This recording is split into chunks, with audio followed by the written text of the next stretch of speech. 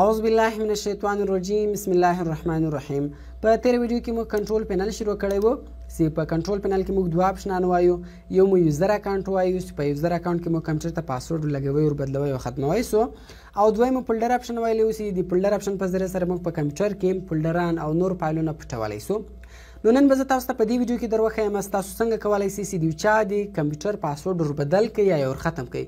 که تاسو ته زوړ پاسورډ معلوم وي که نه معلوم، خو بیا به هم تاسو وکولی شئ چې د هغه پاسورډ ور ختم کړئ یا وربدل کړئ. ګوره اوس که چیرې تاسو په یوزر اکاونټ کې مثال زه راځم یو وارې کمپیوټر ته ګوره پاسورډ لګېدلی ده. اوس که دلته تاسو پاسورډ بدلوئ هغه له تاسو څخه زوړ پاسورډ غواړي، کرنټ پاسورډ غواړي. که تاسو ختموئ هم هغه له تاسو زوړ پاسورډ غواړي. نو تاسو نه که چیرې تاسو ته زوړ پاسورډ نه معلوم نو نه تاسو بدلولی سئ او نه هم تاسو ختمولی سئ.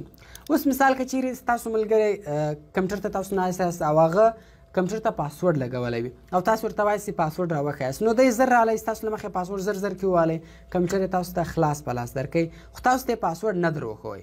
نو که چیرې اوس تاسو غواړئ چې د دې پاسورډ وربدل یا ور ختم کړئ نو بیا به تاسو څنګه کوئ؟ که تاسو کنټرول پینل ته راسئ یوزر اکاونټ کې ګوره د دې پاسورډ ور چینجوئ، هغه وایي زوړ پاسورډ که نه در معلوم تاسو یې نسئ بدلولی، که ختموئ هغه وایي زوړ پاسورډ. نو اوس زه تاسو ته طریقه درښیم.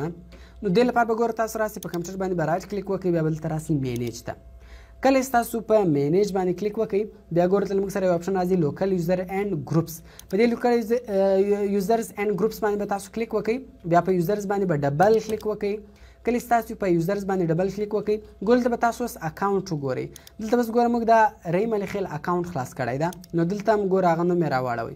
اوس په دې نوم باندې به تاسو رایټ کلیک کوئ. ګوره ډبل کلیک به نه پکوئ، تاسو به رایټ کلیک په وکړئ.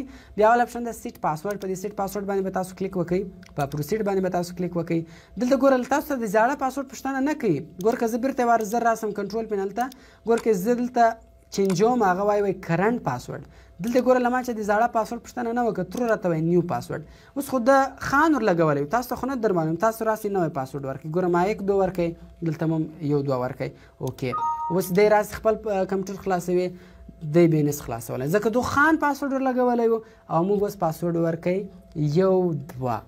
او که چیرې تاسو غواړئ چې د ده پاسورډ ور ختم کړئ، دی خو تاسو پاسورډ نه درکوي، کمپیوټر خلاص په لاس درکړی ده. که اوس غواړئ تاسو د ده پاسورډ ور ختم کړئ بیا به راسئ لوکل یوزرز اینډ ګروپس ته، یوزرز باندې به ډبل کلیک وکړئ، په اکاونټ باندې به رایټ کلیک وکړئ، سیټ پاسورډ به وایي، پروسیډ پاسورډ له سره ورکوئ، لامه اوکې کوئ، پاسورډ به ختم سي. هر رقم پاسورډ که د لګولی هغه به ختم سي. نو دا اوس موږ څنګه کولی شو چې د یو چا پاسورډ ور ختم یا ور بدل کړو. وینئ کمپیوټر خلاص وي. بله طریقه هم درښیم، بیا که چیرې تاسو اوله وار د یو چا کمپیوټر خلاص کړئ ناوله د کمپیوټر وي هغه طریقه هم انشاءالله زه مخته درښیم. نو اوس راځو ګوره زه تاسو ته ډرایوونه درښیم چې موږ په کمپیوټر کې دغه ډرایوونه څنګه پټولی شو، مثال ډي یا ای دا ډرایوونه موږ څنګه پټولی شو. دې لپاره به سمپله تاسو راسئ ګوره په کمپیوټر باندې به رایټ کلیک وکړئ، مینیج ته به راسئ.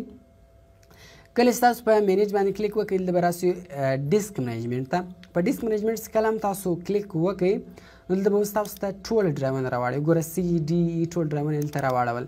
دا یوه خبره تاسو یاد ساتئ، ګوره سی ډرایو تاسو نسئ پټولی ځکه سی چې ده سیسټم ډرایو ده، په دې کې وینډوز انسټال شوی دی. دا نور ډرایوونه تاسو پټولی شئ.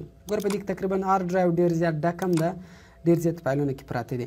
نو زه راځم اوله وارې ډي ډرایو پټوم. ګوره ډي ډرایو کې هم ډېر شان دی، زه ډي ډرایو پټوم. سمپله به تاسو په ډي ډرایو باندې رایټ کلیک وکړئ، چینج رالیټن پاتس به راسئ، دا به ریموو کړئ له دې ریموو یس. اوس ګوره کله چې تاسو دلته راسئ ډي ډرایو پټ سلو، دغه رقم بل ډرایو پټوئ هغه هم دغه پټوئ چې کوم چیرې بیرته راوستی رسته کلیک به وکړئ، چینج رالیټن پات راسئ ایډ یې کوئ. ګوره ریموو پټوئ ایډ یې بیرته راولي. ایډ دلته که مو هر کرکټر هر نوم ورکوئ، مثال زه بیرته ډي ورکوم اوکې، بیرته به ګوره ډي ډرایو له موږ سره راسئ. اوس ګوره تاسو کتلی شئ چې ډي ډرایو راغلی، رایټ کلیک به کوئ، چینج رالیټن پات ته راځئ، ریموو پټوئ، ایډ یې راولي. او دا چینج به څه کار کوي؟ چینج یې صرف نوم وربدلوي. ګوره د دې نوم ډي ده، مثال جي مو ورکوئ، ایچ مو ورکوئ، آی مو ورکوئ، دلته تاسو صرف او صرف نوم وربدلولی شئ. نو دا اوس موږ څنګه کولی شو چې د کمپیوټر زوړ پاسورډ که تاسو ته نه وي معلوم او کمپیوټر خلاص وي څنګه موږ وربدلولی سو او موږ په کمپیوټر کې یو ډرایو څنګه پټولی سو.